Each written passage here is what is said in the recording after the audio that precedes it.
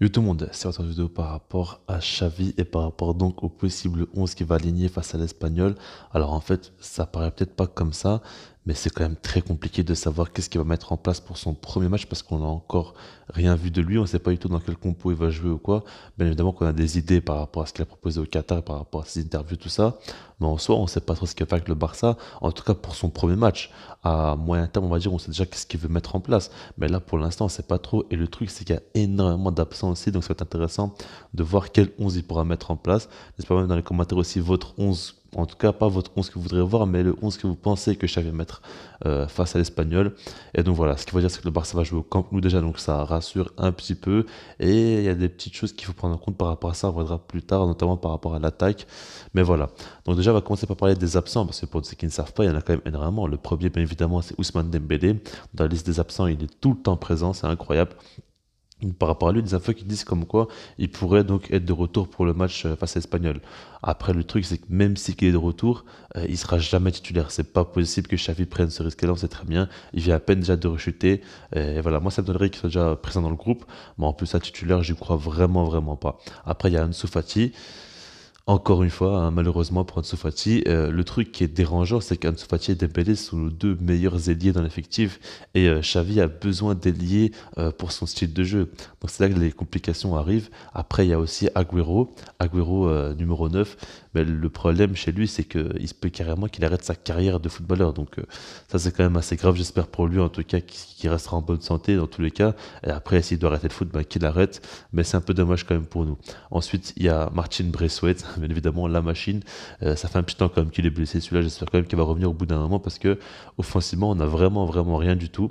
Et donc voilà, après, on a deux inquiétudes en fait. Deux joueurs, on ne sait pas trop s'ils seront présents ou non. Déjà, on a Pedri, alors lui, il a repris les entraînements, tout ça. Maintenant, le truc, c'est qu'il ne sera pas à 100%. Pour moi, c'est impossible qu'il soit titulaire dans l'équipe parce qu'il vient quand même d'une blessure où il avait déjà re-shooté, tout ça. Donc, ce serait trop risqué. Il ne faudrait pas le mettre titulaire en tout cas dès le début. Peut-être qu'il reste des minutes, ok, mais pas titulaire. Et après, il y a Sergio Dest. Alors, Dest, je sais pas trop. J'ai pas trop vu d'infos là-dessus. Je sais pas s'il pourra jouer ou non. Mais voilà, on va commencer donc par rapport à la compo. Alors, moi, j'ai mis en place un 4-3-3 au goal. Ter Stegen, bien évidemment, hein, pas trop de surprises.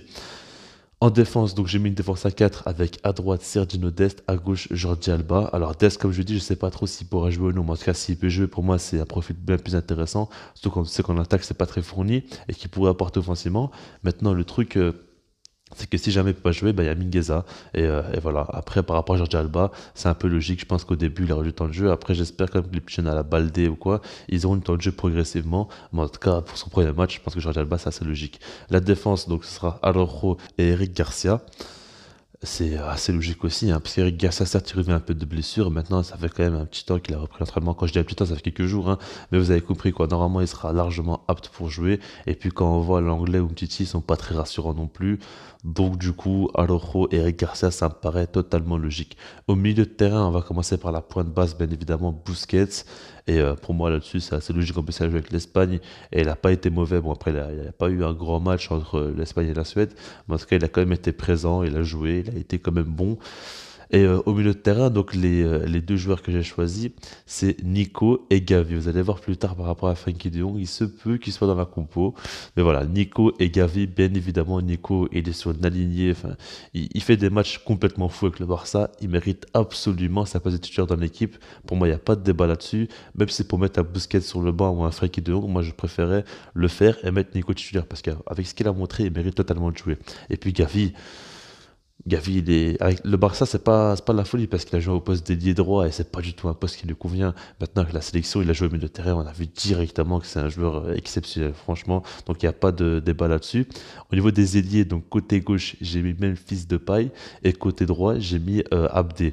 Alors, par rapport à Abdé, en fait, c'est logique, hein, il n'y a personne. Donc, on pourrait peut-être mettre un Youssouf Demir. Maintenant, je sais pas trop. Pour moi, franchement, c'est pas un ailier, comme j'ai déjà dit. Pour moi, c'est plus un numéro 10. Donc, du coup, voilà. Après, par rapport à Abdé, bon, il y a Ida Sakomash, j'aurais bien voulu le voir. Mais le problème, c'est que lui, il est blessé actuellement, le jeune de l'équipe B. Donc du coup voilà, Abdé il a montré quelques petites belles choses dans ses rentrées, tout ça. Donc voilà, c'est pas la première fois qu'il va jouer. Bon, première fois qu'il sera titulaire, certes maintenant on a un peu besoin de joueurs offensifs et il s'en est un. Après Memphis Depay, ben, ce rôle d'ailier gauche pour moi le correspond beaucoup mieux que quand il est dans l'axe. Quand il est dans l'axe pour moi il est vraiment inutilisable et quand on sait qu'aujourd'hui c'est notre meilleur joueur offensif disponible, ben, il faut l'utiliser au moins mieux possible et à son poste quoi. Même si ailier gauche c'est peut-être pas son vrai poste, mais en tout cas, en tant qu'ailier gauche, il est quand même bien plus intéressant qu'en faux neuf. Et puis, du coup, en faux neuf, qui est-ce que j'ai mis? Ben, du coup, c'est Frenkie de Jong, hein. Parce que tout simplement, moi, je pense que Xavi va prendre un peu de risques.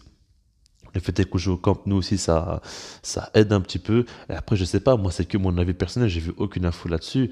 Mais moi, je pense qu'il va mettre un milieu de terrain en faux neuf. J'hésitais avec Gavi, mais je me suis dit que De Jong est un peu plus complet quand même et a peut-être une meilleure finition. En tout cas, on le sait qu'il peut mettre des buts, Frenkie de Jong. Donc, du coup, c'est plus intéressant. Et dans ce rôle-là, moi, je suis sûr qu'il peut faire de belles choses. Après, bien évidemment, c'est pas le top, hein, mais il peut faire de belles choses. On sait très bien, c'est un joueur très fort techniquement. C'est un joueur qui peut être très bon dans la protection dos au but, il peut quand même être assez intéressant dans les combinaisons, tout ça. Et puis dans la compo, en fait, là je vous affiche au complet, ah ben, on voit que Nico et Gavi peuvent clairement se projeter et apporter un peu le surnombre. Les latéraux aussi, vu qu'on a Alba et Sergio Dest, c'est deux latéraux quand même qui sont très offensifs. Donc du coup, il y a de quoi faire.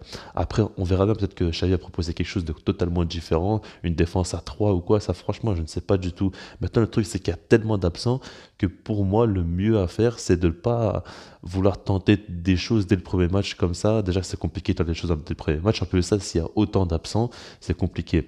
Après aussi, si Pedri était apte à jouer tout le match, moi, je l'aurais peut-être mis lui en faux numéro 9. Je pense que lui, il aurait pu apporter aussi pas mal de choses. Maintenant, ou en tant qu'ailier, pourquoi pas, hein, une sorte d'ailier qui rentre un petit peu. Mais voilà quoi, maintenant Frenkie de Jong, moi je pense qu'il peut remplir ce rôle-là et il peut être vraiment intéressant. Donc du coup, tu m'as comme ça s'en passer par rapport à ma compo. Après, peut-être qu'il y en a qui vont préférer voir Luc de Jong en numéro 9. Après, ça c'est votre problème. Bon, en tout cas, pour moi, il ne doit pas jouer du tout. Mais voilà. J'espère que vous avez bien la vidéo et sinon moi je vous dis peace.